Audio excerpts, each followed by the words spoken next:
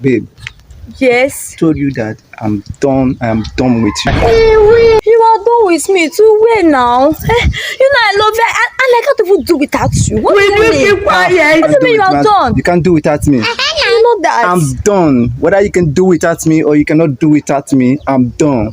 So 70 years old man. excuse me. Now they never leave you. They have left you behind. What do we hear of this? This man. There is God. What is that?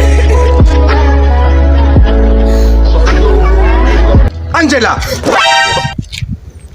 What do you think you are doing? I dey pick crayfish. You be mumu.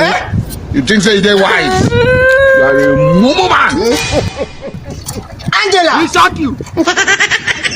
Hey!